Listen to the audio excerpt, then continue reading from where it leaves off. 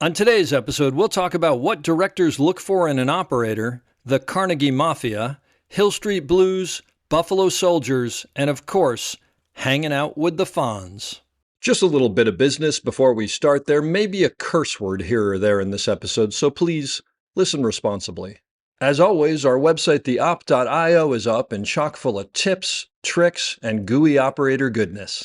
Make sure to check out The Breakdown, where the best operators in the biz explain shots they have done, The Musings, where we discuss everything from quick tips to larger concepts of storytelling, the answers, the images, and so much more. I may or I may not take a break or two during this episode, but I promise that none of them will be longer than 22 seconds. Finally, if you are enjoying the podcast, please follow us, write a review, share us with your parents, and talk us up around the water cooler with your friends. So grab a beverage, sit back, and enjoy the op. Thanks for listening. Lock it up, nice and quiet, and let's roll. Rolling. Victor 30 Echo, take 2. Hey, Mark. Hey, Mark. And camera set. And action. Hello, everybody, and welcome back to the Op Podcast, the podcast where we talk about operating and the art of visual storytelling. My name is Dave Comides. I'm your host, and I'm coming to you from over the internets because I am interviewing someone I've worked with quite a bit in the past with, and a friend, Charlie Haid, both a director and an actor. There's a lot of awards I could mention, but I'm only going to mention a handful. DGA Awards, 1998 nominee for Buffalo Soldiers, 1996 nominee for Murder One, 1995 winner for the TV show ER, 1994 nominee for NYPD Blue. For acting, 1996 and 1994 Emmy nominations for Murder One and NYPD Blue, respectively. 1982 and 1981 nominations for Hill Street Blues. As an actor, obviously Hill Street Blues, Altered States, Nip Tuck, Buffalo Soldiers, Gunsmoke. I have to say BJ and the Bear because I was never allowed to stay up late enough to watch it. And as a director, among other things, ER, Nip Tuck, Criminal Minds, Third Watch, Cop Rock, because I have to say that, Buffalo Soldiers, Riders of the Purple Sage. The list of accomplishments goes on and on. He's a great actor, a great director, and just a great person to work with. Charlie, thank you for being here. Well, thank you for having me, man. This is pretty cool. I haven't seen you in a long time. Where are you, by the way? You in California? I'm in California in the notorious Toluca Lake corner of where I've lived for 40 years. All right. Corner of Foreman and Moore Park, across from the big old Disney house. And, it was a bargain. I've been here for 40 years. So you've done well on your investment. I'm going to assume. Yeah, I think everybody around here feels the same thing. The only problem is, of course, it's in Los Angeles. Other than that, it's fine. But it's in Toluca Lake. It's like a small part. Yeah. But that's so what's your story? How'd you get into the business? Oh man. Well, if you were to be in my, I guess the way I got into the business is that when I was a little boy, my first recollections are of my grandfather, who was a raconteur and a speaker and a past president of a place called the Bohemian Grove up in San Francisco. It's a very very well-known club, very conservative these days, but it was formed by Jack London and that group. So my grandpa was one of those guys, and my grandpa used to sit. He was quite a character. He was a gentle, wonderful guy. And he used to sit at the table and he used to perform. He used to a 3-year-old, 4-year-old, hearing the circus come to town through my grandfather, going, he'd bump on the table, and all of a sudden he would bring that entire world alive for me. He also had canaries in the backyard. He wore a boater hat and a tie. He put birdseed on top of his boater hat, and the canaries all came, and he would say, "Look, Mother, St. Francis." So I mean, he was a real character, and I worshipped him. And he was also the only real male figure in my life, because my father and my uncles, and they were all away at the war. They were all in the Second World War, and they were all gone. And I was there for the first 3 years of my life in the company of women, where I could be the main attraction. So I think I learned to sort of perform a little bit on my own. Yeah. But that's it, if you want to go way back there. But then somehow I would read later on, I read a book called Boy Showman, I was constantly reading. I was one of those guys that had their head out the window, man, quite frankly, looking to see what was outside. I didn't give a fiddler's fuck about school. I didn't care. I just was looking out and making stuff up. And my mom was terrific because in the family tradition of her father, when I was 11 years old, we started making puppets. We had a thing called the Haid Theater. We gave puppet shows for $15 for birthday parties. I did all the voices and had all the puppets. That's great. I did all at the same time. I was a real troublemaker, football player, rock and roll band player in high school. Was Nothing this but in trouble. California? Where was Yeah, this? Palo Alto, Okay. California. Talk Gotcha. about, you know, which is now, of course, the capital of the known universe. Yeah. You know, if you think of it, Silicon Valley and all that. Sure. But it was, it was wonderful place to grow up. Wonderful, like friggin' paradise. 5 years old, you ride your bike out the door, you don't come back till you're 15 and get your driver's license. That's how it was. And, I have all those wonderful memories. Plus, we could go on and on about that. It's also the birthplace of the whole 60s. I went to school with Joan Baez, with the Grateful People, the Grateful Dead, with Gracie Slick. Sure. That whole entire group was there. Kesey was out behind Stanford. All that was going on. I was nothing but trouble. And so it was recommended to me that when I graduated, since I couldn't get into any colleges, that I go into the service, which I did. My father, God bless him, recommended that. And I went in and I became a member of the submarine corps. Wow. Because I was kind of, I went to sub school and did that. And then I got plucked out of that when I finally, and this, you've got to remember, I was 18 years old when I first started. I went into the under 21 program, which would get me out by that time. This was very, very early in Southeast Asia. And so what we were doing at some point, which I still, it's funny, I never talked about it when I got out, when I was in college and all that, but we were doing some covert stuff. Let's leave it at that. Wow. And I was working with what they call the Marine Reconnaissance. This is what, like 67, 68? No. It was 62, 63. Oh, this is way early. Okay. Before we weren't there, in other words. Yeah. That's what. Okay, gotcha. And yet we were. Sure. Well, that's where the world worked. And So everything were you in the submarine? Were you in submarines? Were you in this, or you went to a different? I was in the submarines, and I got assigned to another unit that did. We just call it night work. Let's leave it at that. Yep. Okay. Understood. And I don't talk about it a lot because my father cautioned me about it. He said, we don't, and he'd been in the service and I respected it. I respected the guys in the service. Sure. Understood. We don't talk about that shit. Yep. And people ask me, hey, how was Vietnam? I say, we don't talk about that shit. So Gotcha. anyway, and I became very against it when I finally got into college. I was quite active against the war in Vietnam. Where'd you go to college? I went to Carnegie Tech, Carnegie Institute of Technology in Pittsburgh. In Pittsburgh, okay, yeah. Which is a huge engineering school, but also was it is still one of the top drama schools in the country. Sure, but did you go for that? You were thinking? Oh drama? yeah, well I went that because I had started, again with my mother's help, my mom putting up the posters. I was so outraged by the Birmingham church bombings that I joined the American Civil Rights Assistance Fund. And I put together a benefit for it at Foothill College where I went. We raised a whole lot of money. I had the kids come up from Birmingham, some of them. And I just did it. And then I met a guy named Christopher Curtis, who was a terrific actor, friend, became a 7th degree black belt in Aikido, who just passed on. Anyway, and he said he was going to go to Carnegie. He said, and I said, wow, what's that? And I looked it up. I said, oh, man, I want to go there too. So I called up and put my application in. And because I'd done that, I guess because I produced that benefit, they took me as a director in the directing program.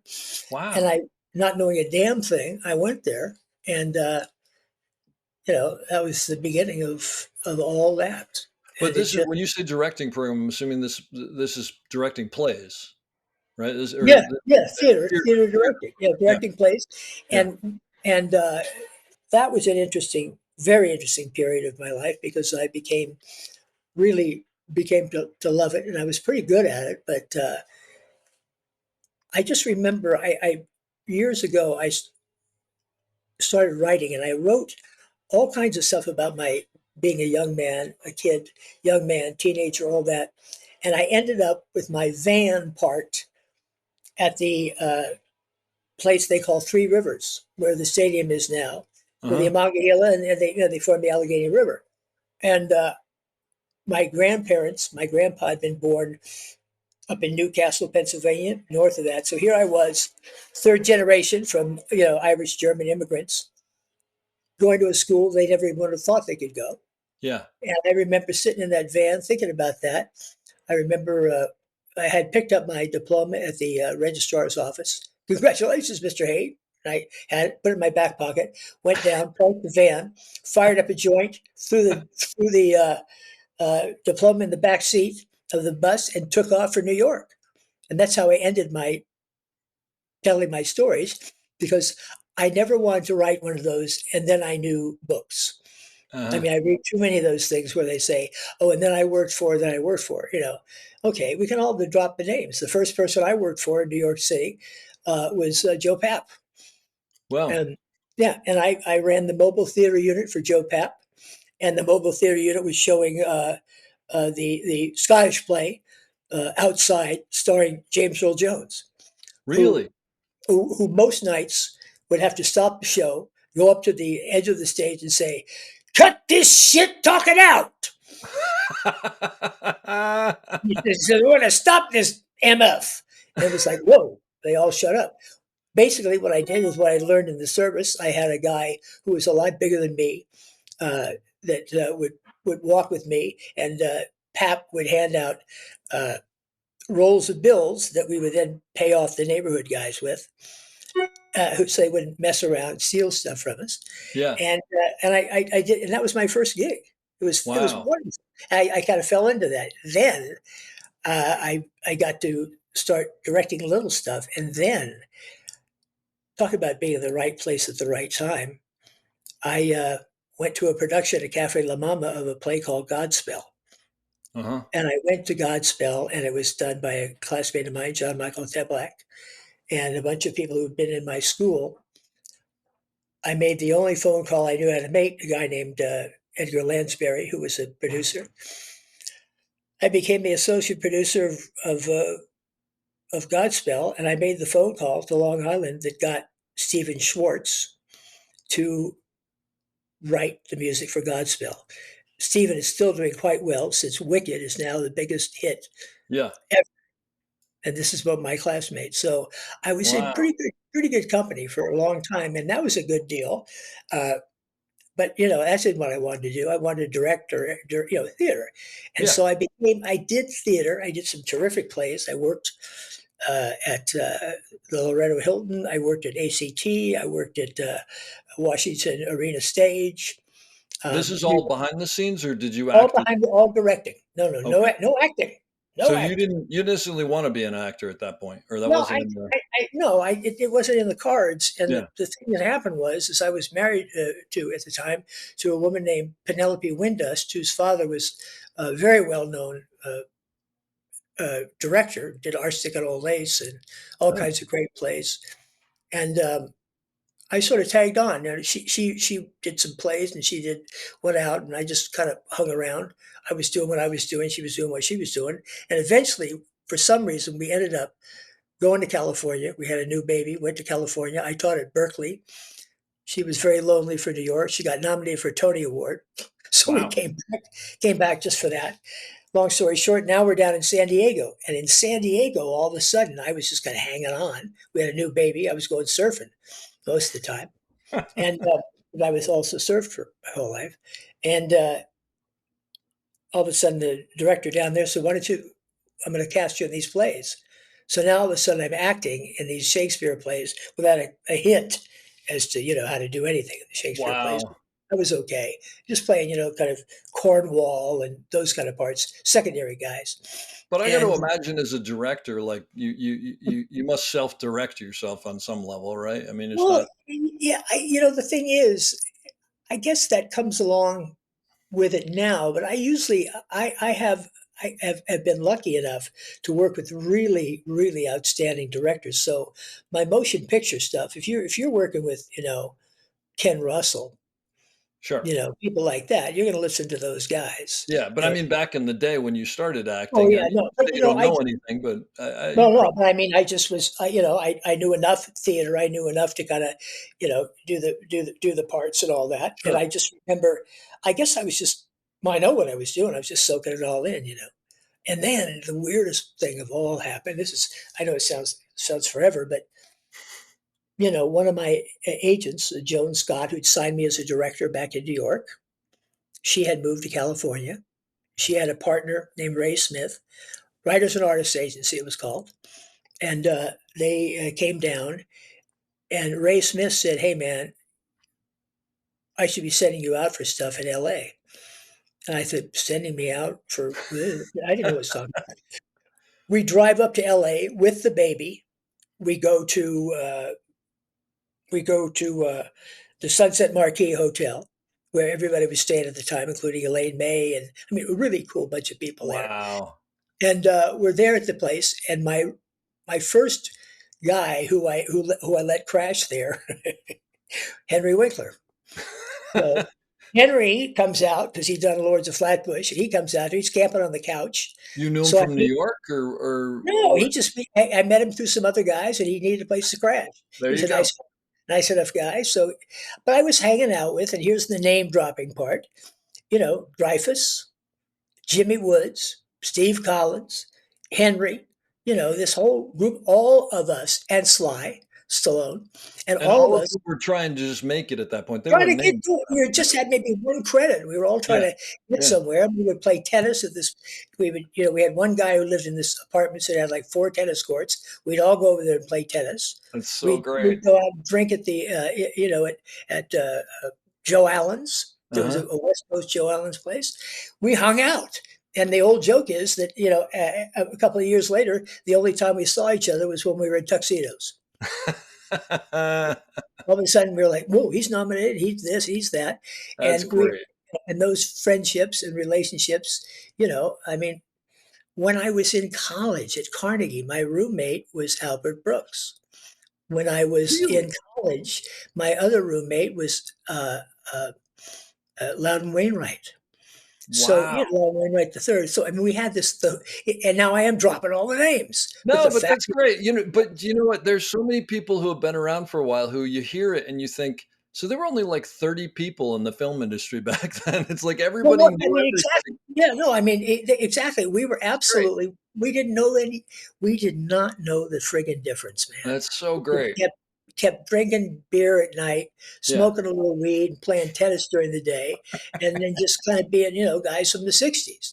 And all of a sudden, this group of people, whatever they had, got snatched up. Yeah. And all of a sudden we got the Fonz and Rocky, both in the same group. That's so And the great. Fonz having been taken a complete page from Stallone in the way he talked. And Wow. he said, "I'm just imitating Sly." Hey, Ah, so, I mean, those are all these little inside deals. And I know yeah. these guys to this day. I still, every once in a while, we call up and say, "Hey, how you doing?" And they've all done pretty well. Yeah. That's awesome. Awesome. That's, yeah. What a So great time. that's how you get. I mean, that's how I got here. And then again, for some reason, right from the beginning, and I started getting cast, man. I Yeah. started getting good and stuff, and it went sort of on, and all of a sudden, within 4 years, I was doing pretty big features. Yeah. All Yeah. states big, a really big one. Cool Did stuff. did it surprise you that that was happening? I mean, were you shocked by all this? Yeah. I mean, I don't know. Here's the thing. I don't know if I had time to stop and think about it, if you know what I mean. Yeah. Yeah. Yeah. I just kept going. I mean, I knew what I liked and what I didn't like. I didn't think it was work. Hey man, I had a lot of fun. I had a lot of fun. That's one of the reasons why I've been sober for 35 years, because I did have a lot of That's too much fun. fun back then. So, do Yeah. you remember the first time you went to a movie theater and you saw yourself on the screen? What it was? Yeah, yeah. I went with Ken Russell to a preview of Altered States, and I was Uh-huh. like, wow, look at this up here. Here we That's a go. big deal too. Yeah, It was yeah, a big deal. I worked for Carol Rice. I mean, Who'll Stop the Rain. I mean, I worked with some really, really yeah. good people. And I'd had this whole sort of, now all of a sudden you're looking at a guy who, had basically a feature career. And then Bochco calls. And he had been a classmate again at Carnegie Mellon. And at Carnegie. And he said, "What are you doing?" I said, "Well, I'm doing this and this and this." He put me on a show called Del Vecchio with Judd Hirsch. Okay. I played a guy named Shonsky for whatever, I hardly remember the part, but I guess it was kind of fun. I was like the other guy. Yeah. And then it was just all of a sudden he had me come in and do a part in this pilot called Hill Street Blues. Hmm. The pilot, I was supposed to get shot dead. Well, you But guys, I mean, you obviously don't get shot dead, but you do get no, shot. no, but here's what happened. Again, That was this a is big deal, right? blind luck, man, Yeah. because I'm there and I do this part and they shot me and I was laying there for dead. And and I found this out not through anybody, but from the back doors, Yeah. that myself and Mike Warren, who was my partner, Michael Warren, the great athlete, basketball player for USC. He was a huge star basketball player, Yeah. UCLA under Wooden, and he and I tested higher than anybody in the whole show. And we got this all through back channels. And so that's why I have the credit saying Charles Haid as Renko, because we knew that we could negotiate. And, Ah. and they knew it. And so we negotiated. And Oh, but just to back up, because there are people listening to this who aren't going to know about Hill Street Blues. Correct me if I'm no, wrong, but Hill Street Blues, the unbelievable pilot, and mm, you guys were two of the key cast members. And at the end, with the last minute of the show or something like that, you're in a doorway yeah, of a hotel or something like that, and yeah, shut- you both get shot. Like, I mean, not just shot, but like shot, and you yeah, go yeah. down and it fades out as they say we need an ambulance or whatever, and it's assumed that you're dead. And I think it the first time anybody had ever like killed off main characters like that on a TV show. It seems like it. Well, yeah, but I mean, I don't know if they were considered main characters. If it was, I For mean, the pilot, though, I mean, you were in a lot of yeah, the no, pilot. no, yeah, yes, absolutely. And I mean, I guess what I'm saying is like that you watch the pilot without knowing that, and it's like, yes. okay, we're introducing you to all these people who are going to be on the show, and then they kill two people, and it blew everybody's mind apparently. But when Well, it but first that came. was also one of the reasons why I originally took the part, was because I was having a feature career. Oh, you didn't want to get locked down. I thought, locked down, of course, until I saw the pilot. It's a great And then, pilot. and then I wanted to be locked up, and Yeah, we locked up for 8 years, yeah, but at the time, I was, playing that because I had a pretty successful career, which somewhat continued after Hill Street. But Hill Street was a, huge highlight, and really is I think the trap of it is uh, they kind of start giving you everything you want, good seat in an airplane, good seat at a restaurant, hey, all that stuff, the perks as they yeah. come along with it, including, troublemaking sort of human perks, if you get my Hmm. drift. So, here we are, and I'd already had some of that because when Henry had become the Fonz, I went out as his road manager. So Riding that's coattails. a different story and more adventures, but we Yeah. wouldn't go into that. But so I just kind of was in that world, and I loved the part, and I loved the guys at Hill Street, and we had a real wonderful run. So How it long turned were you on that show for? 8.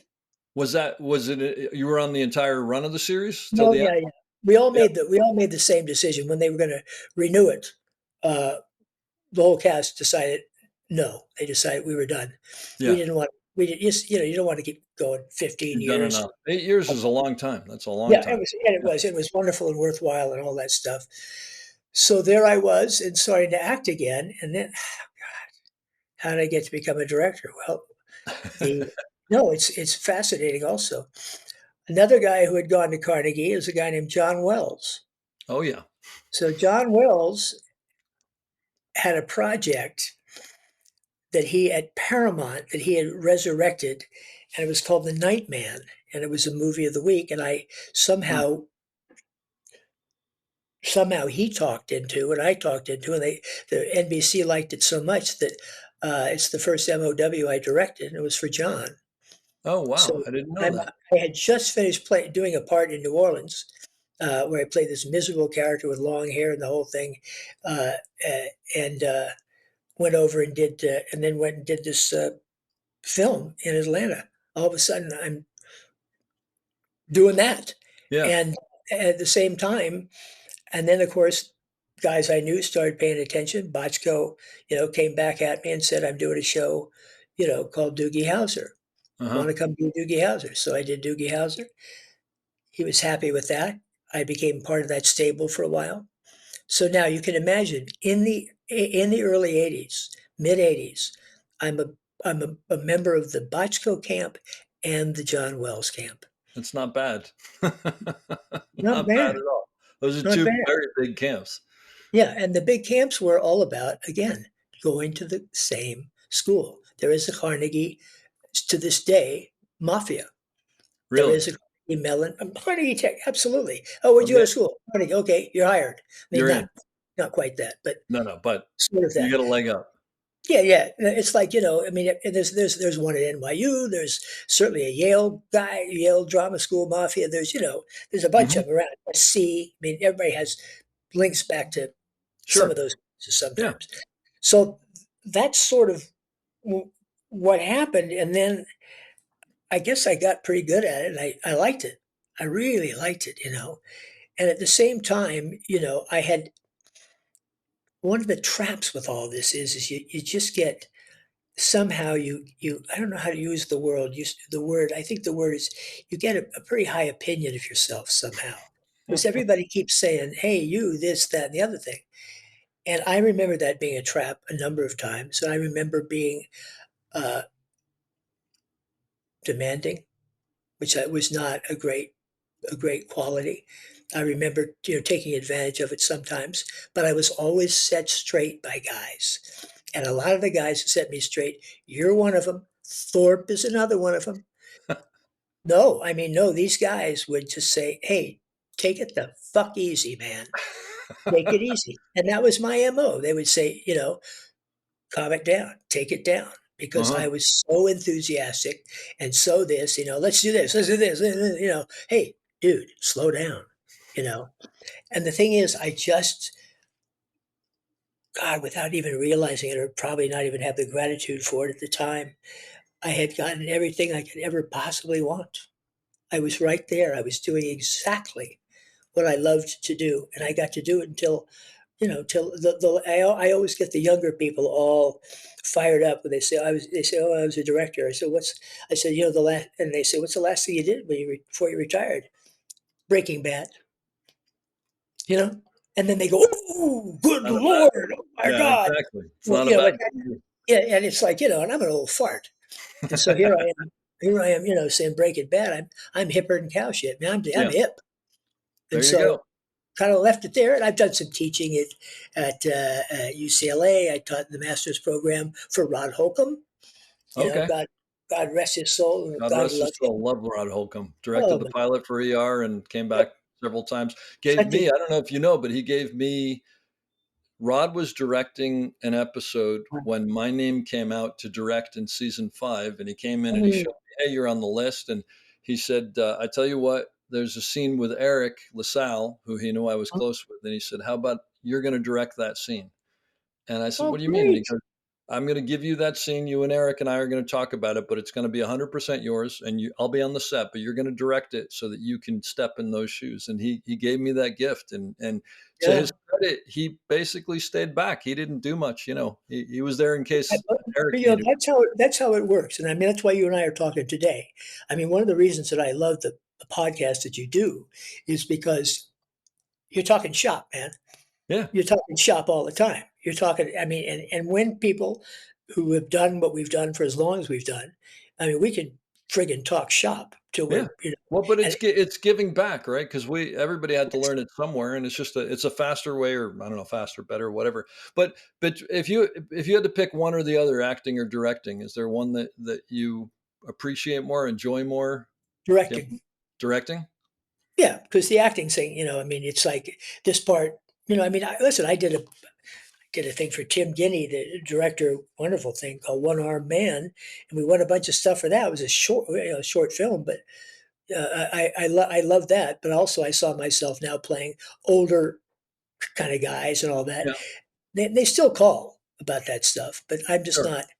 It's Not not, doing it's not what you want to do. What Well, after you started directing and you went and you would go back to act, did that change the process for you now that you were in the mind of a director? no, I really separated it all. I mean, it's an interesting question because I don't know. I just it was all sort of like riding a horse, get back on it, riding a bicycle, get back on, ride as Yeah. much as you want, then turn that off and do something else. Yeah. I mean Yeah. that I just in my particular case, I don't think I was, they always say you were meant for something. I was just meant, I think, to do this, and that's been the gift, and I'm eternally grateful for it because I've made such great friends and had and very successful, in many other ways. Yeah. But it's just, when you look at it, I mean, I don't know how to do, I didn't stop. You know what I mean? I just didn't stop to think about it a whole lot. I just did, you know, what's next? Yeah. What's next? What's next? Yeah. And accepted that for what was next. It was a big deal or not a big deal. I just would kind of do it. I didn't know ER would be what it was. I didn't know. I mean, I did that episode I directed. I didn't know. And you remember this. I think you remember this. I was criticized because with the first episode I did, and I started using long lenses, remember? And I was Yep. using long lenses down the hall, and they said, "Wait, We we're didn't not do doing that much. we Yeah. don't do that." I said, "Well, we're doing it. We're doing it." I remember I would do those 180s and go down the one hall, down the hall, down the hall, down. But I would use the long lens from the Mhm. middle of the room, from the desk, just following these people along. They were like, "Oh, that shot, that shot," and I was like, "Dude, it's an 85, dude. Don't worry about it." Yeah. Yeah. You know, but it is like, yeah, I got called. Even John said, "Yeah, go, That's not what we don't." usually do, right? Don't get wacky with that. Of Yeah. course, and then of course I won the friggin' I won the DJ for And then it. maybe we should try this more often. Yeah, well, and I had that, and I was correct most of the time corrected. Mhm. For I would, Thorpe came in after they'd been on for 12 years. They remember that at the end of it, they had everybody come back for one. Yeah. They had Yeah. all the direct. I was one of them. And Oh, you did? Stamos Oh, I didn't know that. That's great. and That's great. Stamos was there, and those different guys were Yeah. there, and all that. And I did all that stuff, and a couple of days later, Thorpe shows up and he says, "Charlie, Charlie, what are you doing?" For John anybody wants listening who doesn't know, Richard Thorpe was the DP forever, and then producer director as well, and just a character. I mean, with a Oh, capital C. yeah, yeah. Look at him, look at her, look at him. Anyway, so I just, I mean, I learned so much from him. So much from you, brother. I gotta tell Oh, you.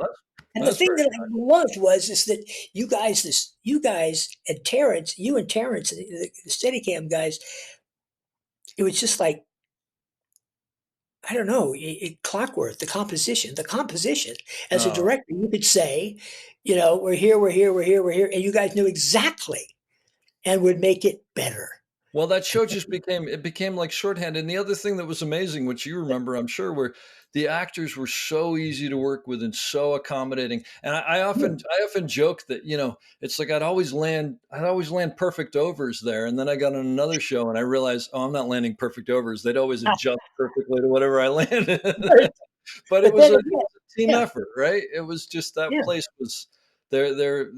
It was just such a perfect place to be. Well, I just knew, and the interesting thing is that this is a kind of a side story, but that in a way, doing that style, and then kind of thinking about that, and going over and doing kind of the search and destroy method that they used on cop, NYPD Blue. PD Blue, yeah, You know, just like the constant motion and yeah, moving yeah, around and stuff. Yeah. a lot of whips and things, boom, boom, boom, and longer Yep. lenses and all that stuff. So I kind of had that in my arsenal, and because it was a whole kind of a different thing. So Sure. when I did, you were talking about one of my pride in terms of really, really, I have two shows that I just loved. One of them was Buddy Farrow, which Hmm. was done. which was my work with I'm the guy who kind of discovered Aaron Schneider. Oh, really? Murder One was the first thing that Aaron Schneider did. Wow. And when he did, and Bachko was so funny. I came in, introduced him to Aaron. I said, "Here's the guy. I'd like to do it." And he said, "Well," he said, "the name Schneider's working for you."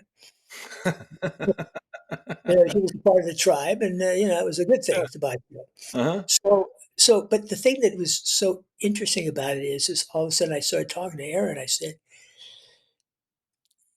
let's be really long and really settled and really top lit, and let's make a show about stuff that happens in the dark, in offices, in places, in confined spaces, out of sight of the sun almost. Let's use the light that comes in the window. Let's really make it that kind of a stylized thing. And man, it worked. And that's why we got nominations, and that's why I won stuff, was because we just completely went, way over here. Mm-hmm. Mm-hmm. Our operator, again, and my operator was Davy Boyd, Mm-hmm. who's just a sensational director now. Yeah. But I didn't realize that. Oh God, yeah. No, he's doing everything these days. Good. And Davy followed me to Buddy Farrow, and Aaron did the original Buddy Farrow, and then Davy followed me there. We did Big Apple for David Milch, which is a whole experience in itself. He's a brilliant, brilliant guy who can't be quiet on the set, but that's a different thing. But I've had a chance to, do so many wonderful, work with amazing people. And when I, in my director's reel, whatever it was, at the end of it, I just say, I'm thanking these people, and I list the DPs. Mm-hmm. I just do. I wouldn't, William Wages. I mean, come on, man. I had Bill Wages do all this stuff. Yeah, I met him in Atlanta. He sent me onto the truck, the camera truck. The first day I met him, I'd never done anything else, never done a thing. He said, "We're doing prep right now. Get on that truck and stay on it all day. Really? I want you to look at what you're going to be using." Isn't that amazing? Wow. To get to know the equipment. Well, yeah, absolutely. I thought, well, what do I need to know about this for? But did I learn? Yeah. And I think that all the cameramen since then and the people who worked, I think appreciated the fact that I did know that.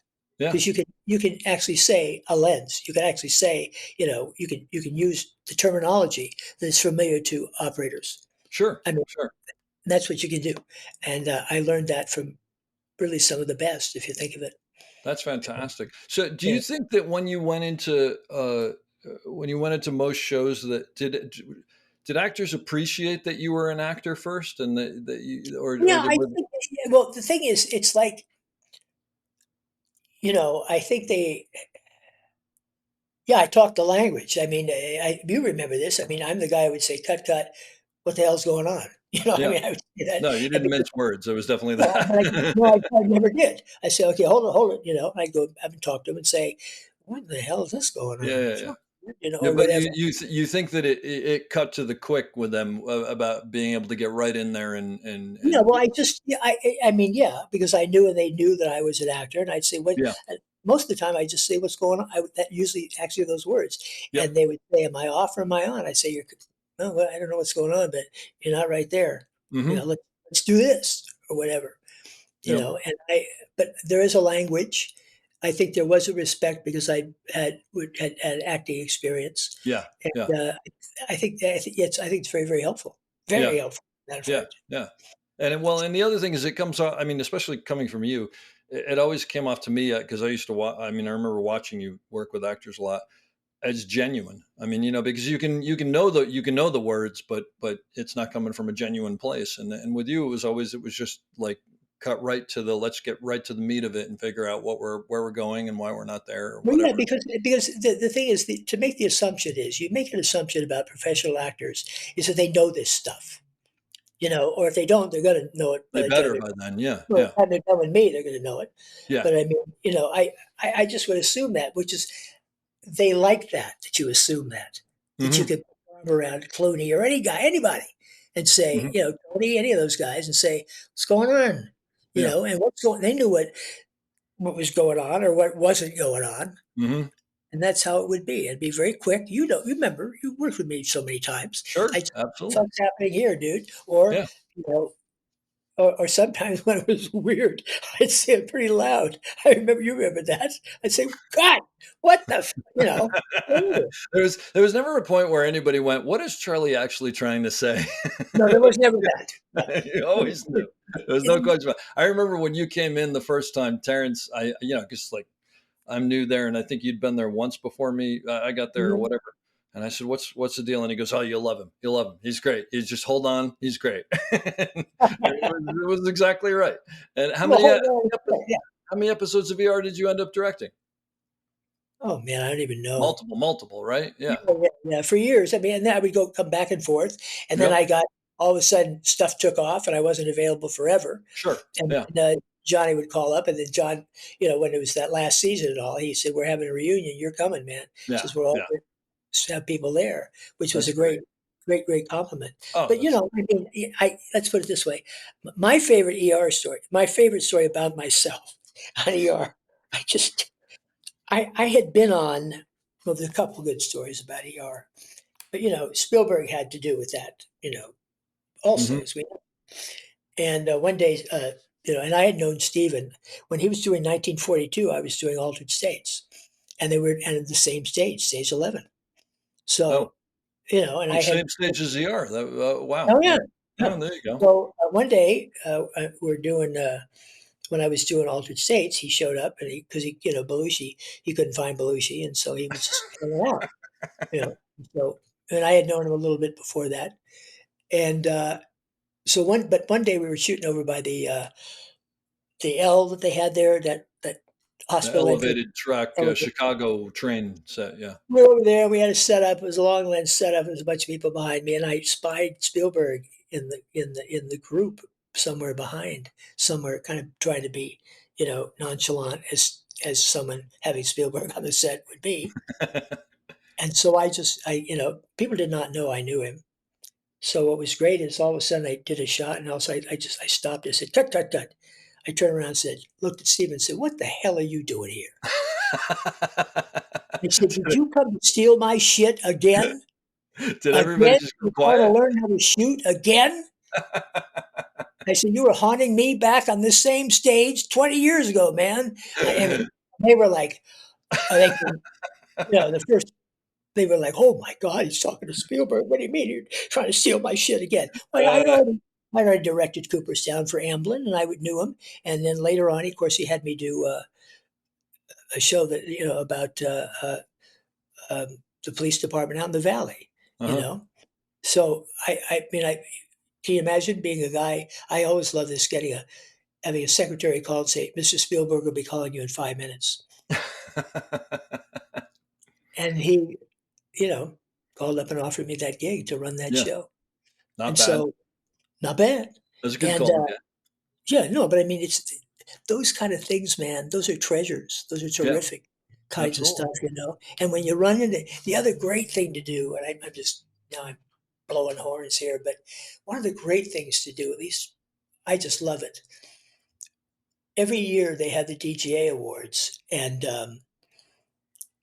that morning of the DGA Awards, they have a breakfast, Oh, and the yeah, yeah, breakfast is for the people who have won the DGA Award once or twice or whatever. yeah. I was in that category, so I would go for years and have been going for years to that breakfast. To be among that group of people, just that group of people, That's the is just top of the top there, right? I mean, yeah, that's amazing. it's just And no, do most people show up? Is it a big oh gathering? yeah, no, all kinds of that's the whole deal. That's And to great. have other directors, like and they're very, Spielberg, by the way, is very enthusiastic. You know that. Remember, he's kind of right there. Yeah, And what a word of praise from him in front of a bunch of other directors is like getting anointed, man. I mean, I sure. was holy crap. That's He cool. just said, and he just yelled at one time, literally yelled at one time. I'm just saying this because it made me so happy. It was my life was complete. He Yeah. just said, "Speaking of shooters, check out this guy." And it's like, whoa, That's Spielberg said uh, that. that's Because great. I'm glad you shared that. great. the biggest compliment you can get in this business from other guys, calling you a shooter. Yeah, That's that's the deal. fantastic. We all know what that is. We all Yeah, know that is. And that was like, oh, fuck, that's really cool. that's So great. anyway, there's me bragging on me. So let me ask you. I got a bunch of questions for you. The first one is Yeah. stupid, but I have to ask it to you because you were an actor in a certain age. Were you ever involved in any of the Battle of the Network Stars? Shut up. You know I was. Be Come on, quiet. you got to tell me. Got it. I am so obsessed with these things because they're so stupid. Oh, oh, oh, was that good? That was Were the they stupid. were they fun to actually do, or were they just Oh, stupid? no, they were great. You're sitting there talking to Howard Cosell. Yeah, I know, but And you're like, here's the actor from Hill Street Blues, Charles Hay. He all right, is this and that. And I'd say, thank you, Howard. You know, all but I right. mean, So tell me what events were you in? I You was in remember? the swimming relay. I was Okay. good swimming. I was in the most dangerous uh, uh, uh, bicycle race you could possibly have. Why they had people on double bikes, I don't know. Oh, I Why they remember had the double bikes. It's actually amazing to me now that you say it that like insurance would allow this with the That's amount the of scariest thing I've ever thought of. We'd be killed with that damn thing. I did the obstacle. I did the obstacle course, and you had to have done the tug of war, right? oh yeah, Yeah, I was yeah. big time with tug of war. You're a strong guy. Yeah, Kind of, yeah. But so yeah. we, except for my legs, they all know about my legs. I don't know. I'm glad we're not showing. This is a podcast because Yeah, people have yeah. looked at my legs and asked me, when did that happen? So but that's kind, and but those kind of things, those are great little perks. It was a lot of fun, and the stupidest damn thing that It ever. was. It was absolutely. I'm completely obsessed with those. That's why I had to ask. Okay. Now I can Unbelievable. move Never, on to the next thing. The yeah. next thing that you were involved in as an actor, I have to ask you, at Cop Rock, did you sing on Cop Rock? Come on, did you? Okay. Dude, yeah. What are you talking about? I was one of the producers of Cop Rock. Me and Mike Robin. Oh, You I didn't know, know. Wait, Mike Robin was a producer on Cop Rock? Me and him. We were the junior boys over there. We Oh, were I didn't hobbling. know Mike Robin was. Oh, wow. I would have Yeah, thought that. I guess I would. So, hobbling. because that show was ahead of its time. Yeah, but I'm not saying it was good. I'm just saying it was ahead of its time. yeah, because it wasn't. And I remember this. We just had to suck it up because, and I say this with all great respect, because Mike Post is a very talented guy, but Yeah, boy, did they miss the mark. I but mean, they recorded all that music live, right? they did it live. They did all kinds of crazy stuff. And I would Wow. never forget one day, this one guy singing, gotta be a hard life, being a cop's wife. And it was like, oh God, please, Jesus, help me. The fact of the matter is, it was supposed to be cop rock. Well, Mike Post don't write rock and roll, brother. Yeah. And it was, we had Randy Newman at the beginning, which wasn't rock either. And a couple of times we had some rap numbers, but that was kind of it. But yeah, it was pretty. And if you read any of the, I like to read these,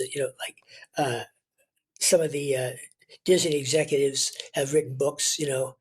Eisner, all those guys, and they always mention the fact that they were an ABC when that flop was on.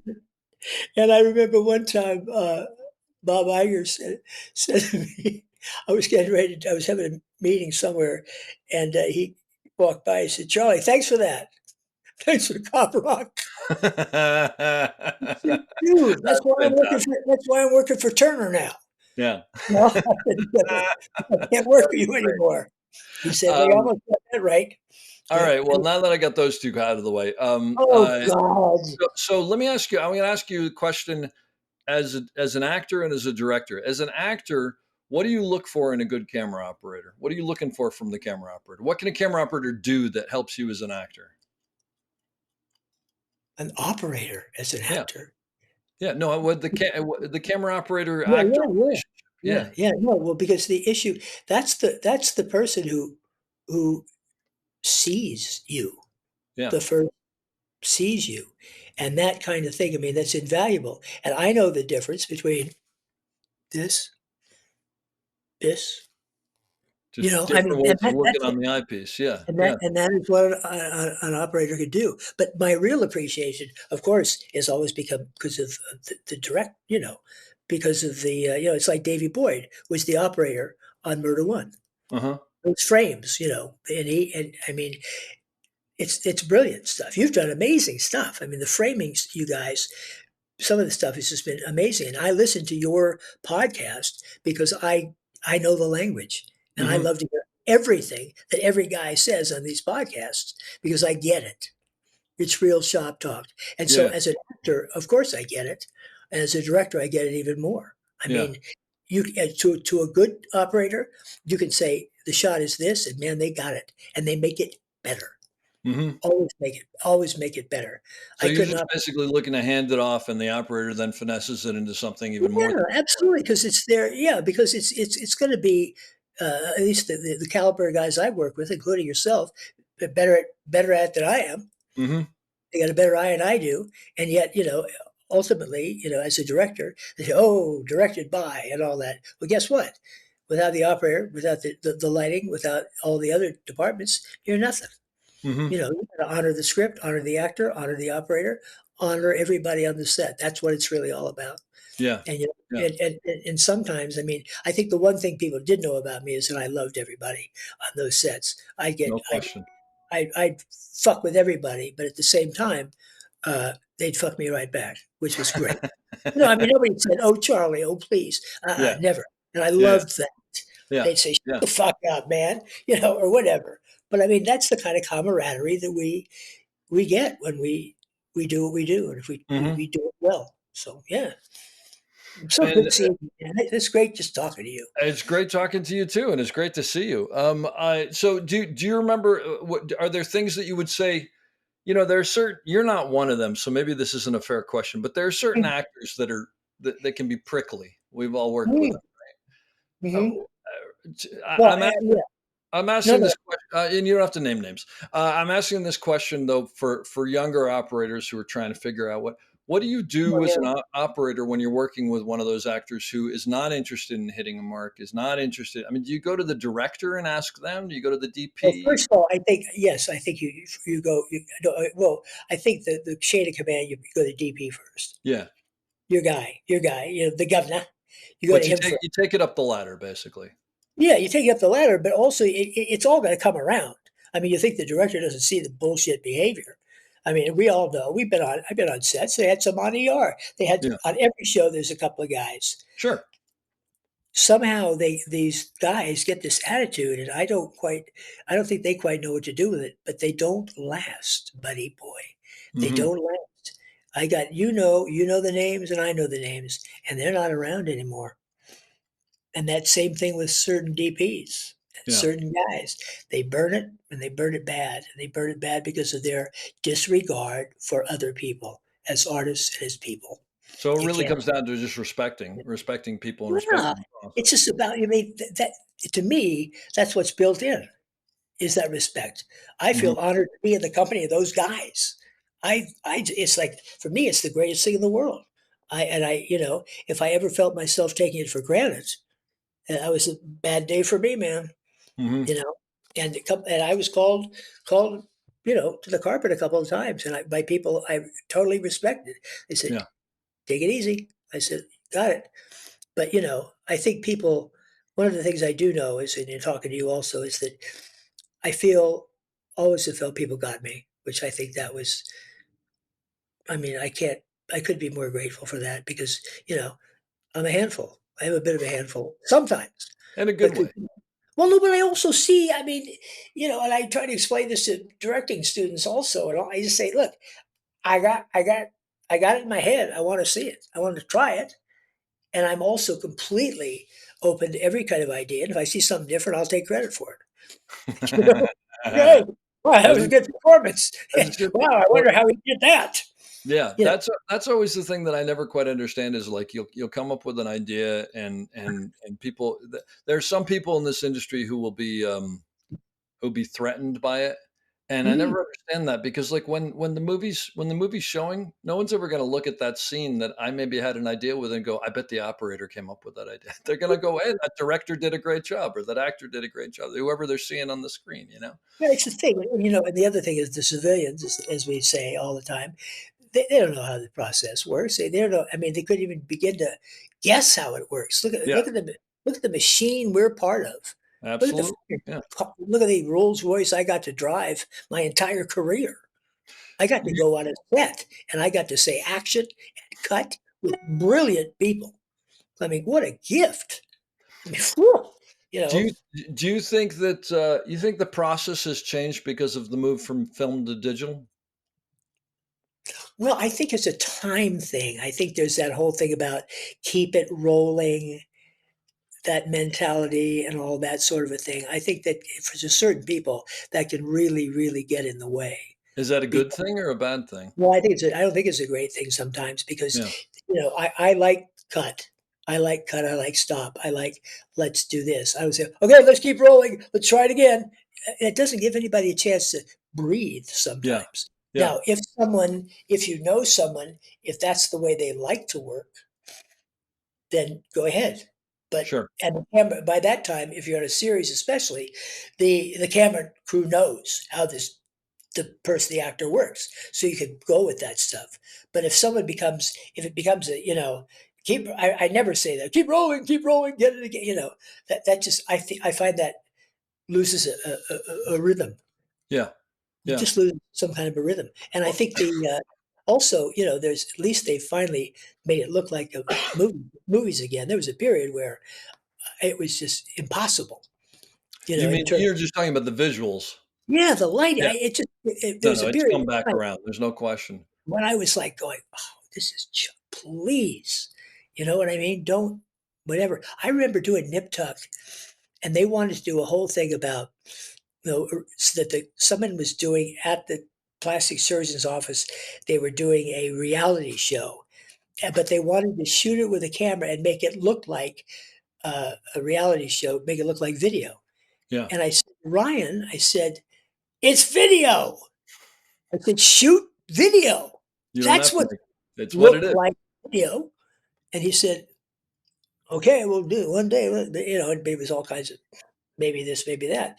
But, and it's that kind of thing, Mhm. don't need to disguise something to look at it. I like the fact that they can now make it look good. Yeah. They can make it look real good sometimes. I mean, I watched that thing. What was it? What's that thing out right now that Inarritu and oh God, it's a series that's on now. Discipline. What's it called? I don't know. Disclaimer. Oh, okay. Oh, I've heard of this. I haven't seen it. It's good? Got to, got to, got to. Yeah. It's just absolutely. Corone did it. It's Alfonso. incredible what they can do now. I mean, it's But there's no question. these guys used different. I don't even know how to describe it. They used different stock, different Yeah. filters for each character. I mean, they made this thing into a friggin' masterpiece. You got to take a look at it, I'll check and it out. No, that's great. you'll flip out. And the guys, Yeah. people who are listening to this, just do not miss that Disclaimer. combination of guys. Yeah. Those two guys. Yeah. Oh, I mean, it's just like Renoir or something. I'm looking at it, going, "Oh my It's God!" amazing. And Yeah. you talk to other guys, and they go, "I get it." Other people don't know what I'm talking about. I go, Yeah. Look at this," and they're like, "Yeah, it's good." I said, "No, look at this." Anyway, that's enough. Yeah, Me no, no, talking. no. So quite another question I have. You go into like first time you go into something like ER or Nip Tuck is another great thing. Um, you want to go in there and put your mark on something, but you also the show has a style and a look and a whatever. So how do you know how much to push and because you don't want to turn it into something completely different, right? So how do No, you no, get but I mean, you could in observing and watching the shows, there was a period of time. This is interesting. You brought this up. There was a period of time when the idea of doing Nip Tuck was just not in my wheelhouse. I didn't want to do it. I didn't like what it was about. I didn't like some of the stuff that was about. because of I what just, it was? It was yeah, kind yeah, of it was a dark show. I Yeah. just like, yuck. Yeah. And then of course Ryan calls me up and he says, I liked your done. He named a couple of things I'd done. He said, come on over. And of course, I went over and I did it, and I did enough of my stuff that I did some pretty interesting stuff, especially lens wise, and Mhm. I did it, and then I all of a sudden he wanted me back like for 6 shows or something, and I went to production manager. I said, "How long do you think I'll last?" He said, "Probably about 5." And because mainly, there is some thunder over there, and it belongs to Murphy. We all know that. Mhm. We Yeah. all know Yeah. Murphy. It's his stuff. But he said, he was so generous with me, though. He said, "You are exactly the opposite of everything that I am in terms of, I'm a gay man, da da da." He talked Mhm. all about it. He said, "You're like my father." He said, Wow. "So, and I said, "Yeah." He said, "But I don't know how you do it, but you're doing it. Keep doing it." I said, "Well, there we go." But, there is that sense also among all of us. There are people who are a challenge at all times, and the Mhm. higher up the tree they can be. Bochco was hard. Bochco was hard with people, on people, not so much on me, but he was hard on people. Yeah. John, not so much John. Chulak, sometimes. Mhm. There's different guys with different sort of attitudes. And when I became a showrunner, I know what my good points and bad points were, and who I was, doing it for. And, you know, the, this business is not without conflict. There's got to be. There's somewhere, somehow. It's either writer, director, actor, producer, camera. But it goes on and on. But there's some stuff there. But when it comes together like it did with ER for so long, it's a friggin' miracle. And that Absolutely. was a great set. That was a great set. That So that was yeah, no, definitely one of the highlights of my career. There's no question about it. And absolutely. but not only what we were making, but the people too. Like, and Yeah, people coming and going like yourself. And a lot of that is probably, I mean, I don't know what happens upstairs, but some of it's got to be John Wells trickling down, right? Making oh, sure that absolutely. No, John, people, absolutely. John and Chulak, yeah, that was the guys, yeah. and I mean, I learned a tremendous amount from Chulak. He's probably one of the most economical directors I've ever Chulak seen. was fantastic. He taught me so much. This is Chris Chulak for anybody who doesn't know, who was he producing director on? He was producing director on ER, Yeah, also yeah, Third Watch, bunch of other things. yeah, Southland, is that right? yeah. Southland, Yeah. yeah, I got to do Third Watch also in New York, and yep. I was able to direct New York City. By the way, what a great place to work. Oh yeah. What Well, the fun other that. thing that was great about Third Watch, because I was there as an operator and as a director, was Mhm. they're kind of on their own a little bit. They weren't in on Warner Brothers, so they sort of did their Yes. thing and reported back. So it was like its own Yeah. little empire. That's where that famous saying. One of the funny things about the business is, you're shooting outside New York and people are talking, and someone's saying, and the AD's saying, "Can't you see we're making a movie here?" Like if Exactly. that means anything to anybody else. It That's was one of the exactly right. stupidest things. Yeah, absolutely. Hey, be quiet. We're making a movie here. The guy says, "Well, why don't you fuck yourself?" You know, I'm going down the subway stairs. I don't care. Yeah, exactly, bro. Come on. it's a great place to shoot. It's a hard, but it's a great place to shoot. Yeah, Did well, you okay. used to, did you used Yeah. to get nervous when you'd go in on a show, when you started a new show?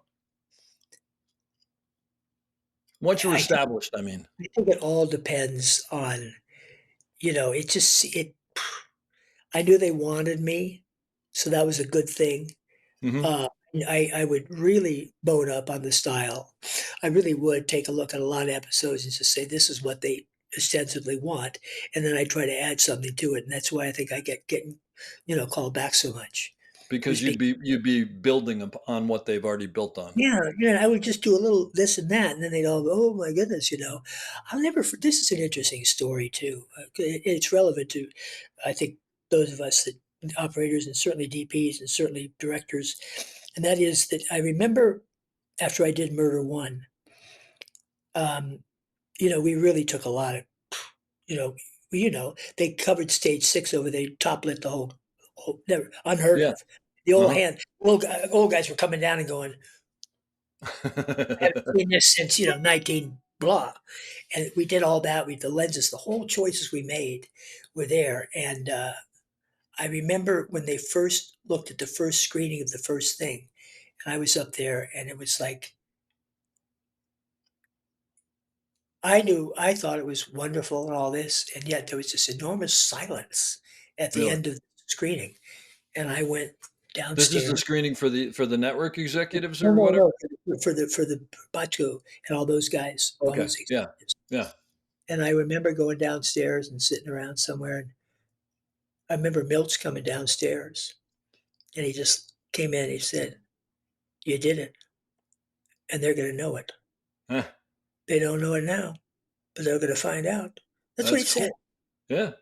I said, well, because I was like, oh my God, I thought that I really went out on I really went out on the edge with that one. If you look at it, it was pretty Bert's time. It was pretty Uh-huh. kind of right there, and uh, and Dave was right, you know. And Dave, again, you talk about crazy people, Dave.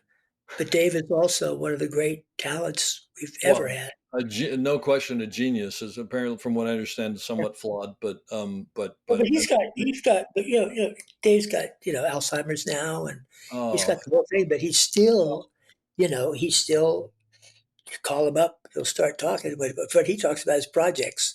He doesn't know, it's great. uh, So, oh, Chaz, I got some here, I got this, I he's got such a that. talent too. I mean, so Oh, talented. yeah, Yeah. he's remarkable. And he used to, every couple of months he'd have me come over he'd love to sit at the Beverly Hills Hotel and have lunch, He'd have me come over. It was just a real gift to be around him. And he Yeah. was extremely difficult all the time, as everyone knows, on the Yeah. He's set. a tough guy to work with. No question. He just rewrote all the time. Oh, I was doing, when I was in New York, I was doing Big Apple, first day, first shot, first everything. Put the camera where I thought it should be, put the camera like that. Dave shows up. He says, "It says he comes through the door." And it was, he was coming through the door. And I had to yeah. let him, but somehow it wasn't the right coming through the door. It was that kind of, you know what I mean? It was that kind of stuff. And I'd be Yeah. like, Yeah. yeah, okay. And the basic thing is, you find out later, of course, that, he would write stuff lying down on his back, dictating stuff to somebody. I mean, it was Okay. amazing to see how he put that stuff together. Yeah. Oh, And wild. Wild. amazing. Um, That was I wonderful I had a note here that I wanted to ask you about. One of your first acting credits is for Gunsmoke. fun. How old were you? Well, God, how old was I? All I remember is that my co-star was Daniel Travanti. He was the guy who the two of us were in jail together. When I say how old was I don't know, probably my late You're in 20s, your 20s, probably, right? So late this must have 20s. been the end of the run of Gunsmoke, which went on for like 40 years or whatever, or Yeah, well, and 25 the thing years. was is that at 4 o'clock in the afternoon, Arness would go out the door. That He'd was be it. done. That's all he gave you. Yeah. So you would do you do your close up or your whatever with his stand-in. He'd be gone. He'd shot, go out the door, head back out for Agora, and you'd be sitting there doing something with his stand-in, giving your lines. That's how it worked. Well, that's the way it went. Yeah. Well, I've seen so many funny things. I mean, at the time, I remember, I remember whatever show that was that Lee Majors did at Universal. I remember this is a real, whatever it was. $6 million man? Yeah, maybe, yeah. But Yeah. it made me laugh because I remember going over to the set one day, and I'm not to say any more of this, except it was just so funny. They would go, action. And then the guy behind the camera, the first AD, or maybe someone would say, okay, Lee, you're coming in the door. Now walk in the door, and you're going to walk over to that. You're going to look and see what's in that drawer. You're not going to find it. Okay, now you don't find it. Now you walk over here. I had no idea, but that's what was going on. I thought, And they just talked him through the whole scene, you're saying? yeah. I thought, Wow. whoa, something at play there. I don't know what, but try to guess. Anyway, let's Go move. figure. It takes all. Figure. Tell me about Buffalo Soldiers. That was that a passion project for years, or? Yeah, no, the Buffalo Soldiers project was just, first of all, it was such an honor because, when I was offered it, I said to Danny Glover, I said, this is a job for TC, Tommy Carter, or Oh, some guy like that. uh-huh. I said, this is about African American. Meaning you didn't feel that you had the right to tell the story? No, I just, Kevin Hooks. I mean, I wanted, guys who were like Yeah. Tommy Carter, those guys, I wanted those guys to get, I thought that was right. Get the And shot. he was so funny because he just said, he said, he said, "I wanted you, Charlie. I wanted you." He Had you says, worked with him before? no, he just knew Oh, my oh, that's great. something, because I had to obviously pass muster with him. And Hmm. that's one of the prides of my life. I mean, that was a major event, both in life and my father died Oh, during it. I oh, mean, there was a whole thing going on there, and wow. but it was just, I'll never forget when my pop died. I went into the trailer. They called and asked me to come. It was the day before we were going to wrap anyway. And I walked into, Danny asked me to see me in his trailer. I walked in, and the whole cast guys were all their black guys, all of them, all Hmm. sitting in there. And they prayed over me. They prayed Really? over me in the way that their parents and grandparents had prayed. And Wow. they were going, "Amen, mhm, all right, praise God, praise God." It was just I felt like I just couldn't believe it that that was happening. And then I cried and whatever, and then I opened up the door of the trailer, and all the Native Americans were out there, and they took me in Wow. their circle, and they prayed over me too.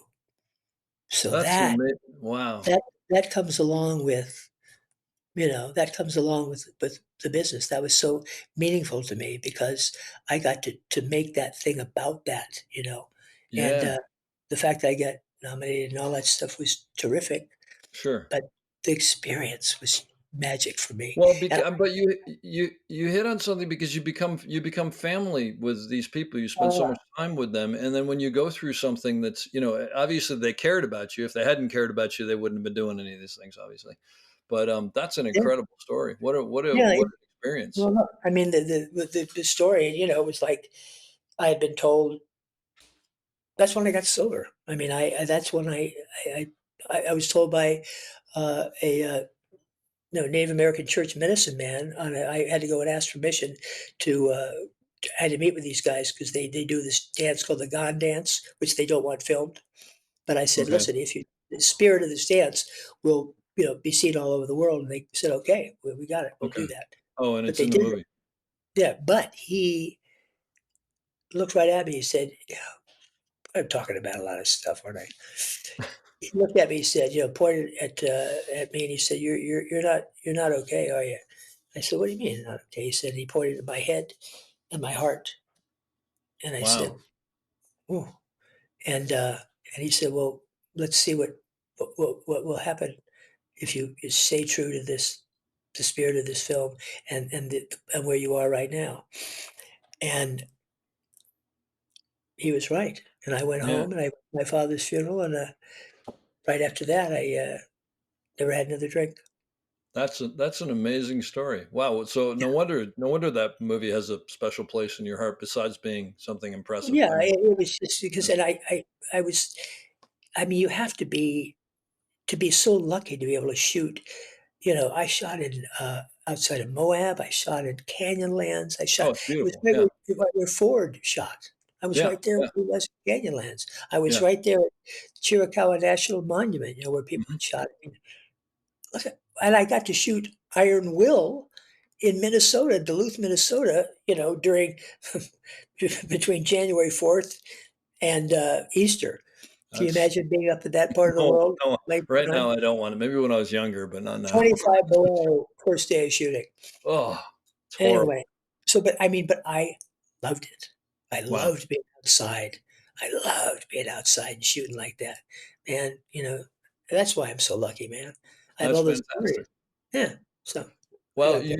you've led an amazing career, and I appreciate you sharing all this with you. I'm going to leave you with one final question that I leave everybody with. So first of all, I Sure. want to thank you. This has been great. Well, Um, hey, man, let me just thank you also for yeah. not just this one, but for these podcasts. They're such a gift for Oh, people. thank you. But you can identify and you know what they're talking about. Yeah. Well, You know. look. I learned something every time I talk to someone. Mhm. And so for me, I mean, it's a little bit selfish to be honest, but I'm glad. Well, I hope that my personalization of some of this stuff isn't a little much. I mean, I feel like I talk about, yeah, I think it's important I So think this, it all has value, and I think look, I mean, you know this more than anybody. There's no normal story for any of this out there. I mean, we live kind of carny lives, and that's Mhm. great, and there's downsides to that And too. life imitates art, and art imitates life. Absolutely, and you bring it all to it. But let me leave you with the final question that I ask everybody, which is advice for someone getting into the industry now. Something maybe you wish you knew when you were starting out that you've learned along the way, but something to leave people with on how to succeed in this business. Oh gosh. Well, first of all, don't be ambitious. Get that out of there. Get that bullshit out of your head. I'm gonna make money, I'm gonna this, I'm gonna that. If you're not in this for the joy of the work, then you're not in it for the right reason, brother. You're not in it because guess what? It can be a pain in the ass, and it can also be one of the greatest things in the world. It's a fantastic field, but boy, you got to love it, and you cannot. It's got to be that you can't do anything else. And I mean, that's number one. And I say that to my film students and all that. It cannot be for the prizes. It cannot be for the gold sticker. None of that stuff. It's got to be for the love of work, the love of what you do, the love of creation, the mystery of creation. I mean, that's the area you've got to be in. My boy has done his first feature. He did it for, like 99 cents and all that, but he did it. And he, I always say to these newer people also, if you want to be a director, if you want to be an actor, you go and you take those steps. If you want to be a director, don't decide that you're going to come on a set in Hollywood and get a job as an assistant grip or something. That's not the path. The path is somehow, or or a PA or whatever it is. You have to somehow find a way to print up a calling card. You got to have a calling card. For you guys, it's your work. You see it. Here's what Dave Clemitis does. Here's what this does. But you got to have, and that's what I told him. And he's doing it.